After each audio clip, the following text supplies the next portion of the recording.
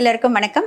Welcome to Mallika Badrinath வீட்டு சமையல். நம்ம வியூயர்ஸில் வந்து ஒரு சிலர் வந்து அரிசி பருப்பு சாதம் கோயம்புத்தூர் சைடில் பண்ணுற மாதிரி செஞ்சு காமிக்க மேடம்னு சொல்லிட்டு கேட்டாங்க. இப்போ நான் பண்ணது வந்து கொஞ்சம் அத்தன்டிக்கான ரெசிபிங்க. நிறைய பேர் வந்து நிறைய மாறி டிஃப்ரெண்ட்டாக பண்ண ஆரம்பிச்சிட்டாங்க. இது கொஞ்சம் பெரியவங்கெல்லாம் ஃப்ரெண்ட்ஸ் வீடுங்களில் பண்ணுற ஒரு மெத்தட் தான்.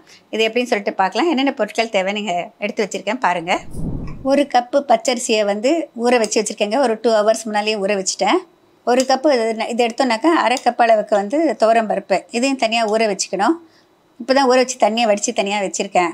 இது 2 நல்லா ஊறிய பிறகு நம்ம செஞ்சால் நல்லாயிருக்கும். இப்போ இதுக்கு தேவையான அளவுக்கு பச்சை மிளகாய் 2 பச்சை மிளகாய் வச்சுருக்கேன்.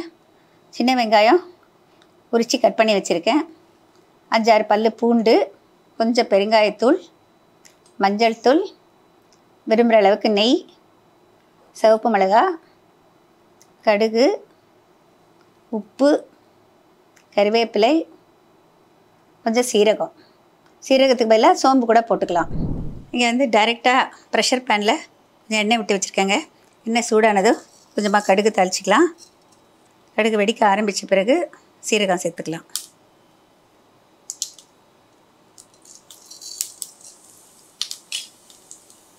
கறிவேப்பிலை,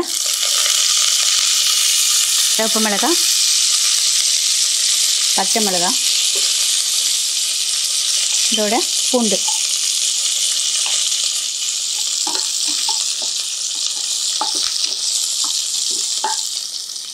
கொஞ்சம் பெருங்காயத்தூள் சேர்த்துக்கலாம்.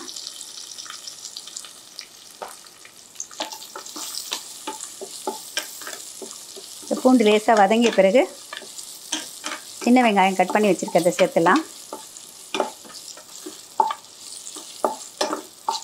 இது லேசாக நல்ல வாசனை வந்து லேசாக நிறம் மாற ஆரம்பிக்கிற வரைக்கும் பூண்டை வதக்குனா போதுமானது. இதில் கட் பண்ணி வச்சுருக்கிற சின்ன வெங்காயம் சேர்த்துக்கலாம்.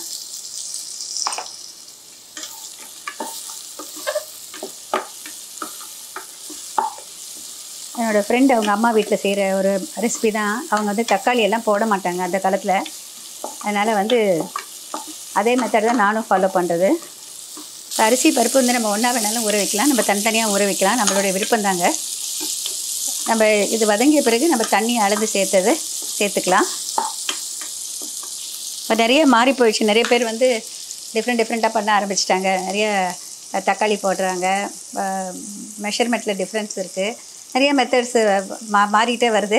ஆனால் வந்து ஒரு அத்தன்டிக் ரெசிபி பண்ணணும் அப்படின்னு நினைக்க நம்ம வந்து கொஞ்சம் எல்டர்லி பர்சன்ஸ் அந்த காலத்துலேருந்து நம்ம வீட்டு பெரியவங்க கிட்ட கேட்டு அந்த மாதிரி தெரிஞ்சுக்கிட்டு செஞ்சாக்க அந்த அத்தன்டிசிட்டி மாறாமல் அப்படியே இருக்கும். இதில் கொஞ்சம் மஞ்சள்தூள் சேர்த்துக்கலாம்.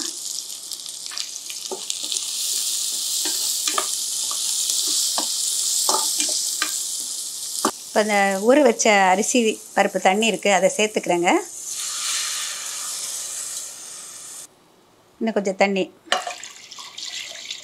மொத்தம் வந்து அரிசி பருப்பு சேர்ந்து 1 கப் இருந்ததுன்னா நம்மளுக்கு வந்து 5-5.5 பங்கு வைக்கலாங்க. கொஞ்சம் சுடு தண்ணி வச்சு தனியாக வச்சுக்கோங்க. பத்தலைன்னா அப்புறம் சேர்த்துக்கலாம். இப்போ இதுக்கு தகுந்த அளவு உப்பு போட்டுக்கலாம். ஒரு அரிசிக்கு தன்மைக்கு தகுந்த மாதிரி தான் நம்மளுக்கு மாறும். உப்பு சேர்த்துக்கிறேன். நல்லா கொதிக்க ஆரம்பித்த பிறகு அரிசி பருப்பை சேர்த்துக்கலாம். இப்போ இது நல்லா கொதி வந்துருச்சு. ஊற வச்ச பருப்பு சேர்த்துக்கலாம். அரிசியை நல்லா ஊறிடுச்சு. 2ஐயும் சேர்த்துக்கலாம்.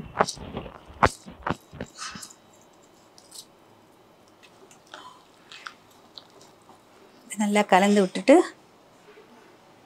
முடியலை மூடிட்டு வெயிட் வச்சிடலாம். அதாவது 10 நிமிஷம் ஆன பிறகு ப்ரெஷர் குக்கர் ஆஃப் பண்ணிட்டேங்க. இப்போ வந்து ப்ரெஷர் சப்சைடு ஆகிடுச்சு. இப்போ மெதுவாக மூடியை திறந்து பார்க்கலாம்.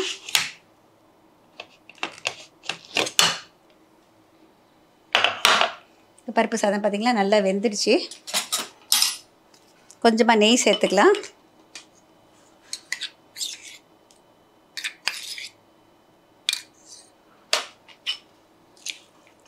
பாருங்க, இந்த அளவுக்கு குழைவாக இருக்கணும், அப்போ தான் நல்லாயிருக்கும்.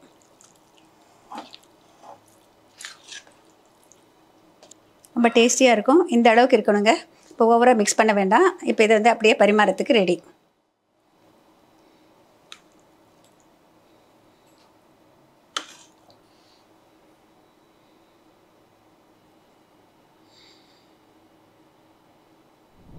இந்த பருப்பு சாதம் வந்து பார்த்திங்கன்னா நம்மளோட பொங்கலுடைய வேரியேஷன் மாதிரி தோணும். ஆனால் வந்து டேஸ்ட் பார்க்குறப்ப கொஞ்சம் நல்ல வித்தியாசமாக இருக்கும், ரொம்ப டேஸ்டியாக இருக்கும். நம்ம இதுக்கு வந்து தனியாக ஒரு சைட் டிஷ் வேணும்னு கூட அவசியம் இல்லைங்க, நம்ம ஒரு ஊறுகாய் வச்சு கூட சாப்பிடலாம், அந்த அளவுக்கு இருக்கும். நம்ம விருப்பப்பட்டால் நீங்கள் வந்து ஒரு குழம்போ சாம்பாரோ இல்லை வேறு எந்த சட்னியோ அது வேணால் கூட வச்சுக்கலாங்க. ஆனால் பொதுவாக இது அப்படியே சாப்பிட்றதுக்கு ரொம்ப டேஸ்டியாக இருக்கும். ட்ரை பண்ணி பாருங்கள். நிறைய பேர் வியூயர்ஸ் கேட்டதுனால இன்றைக்கி வந்து இது செஞ்சு காமிச்சிருக்கேன். செஞ்சு பார்த்துட்டு சாப்பிட்டு பார்த்துட்டு அதுக்கப்புறம் எப்படி வந்து சொல்லிட்டு எனக்கு ஃபீட்பேக் கொடுங்க. I will be very happy. இதே போல் உணவு மற்றும் ஊட்டச்சத்து பற்றிய பல விவரங்களை தெரிந்து கொள்ள மல்லிகா பத்ரிநாத் வீட்டு சமையலை சப்ஸ்கிரைப் பண்ணுங்கள். உங்களுக்கு புத்தகங்கள் வேண்டும்னா நாங்கள் அனுப்புகிறோம். ஸ்க்ரீனில் தெரிகிற முகவரி மற்றும் ஃபோன் நம்பருக்கு நீங்கள் தொடர்பு கொள்ளலாம்.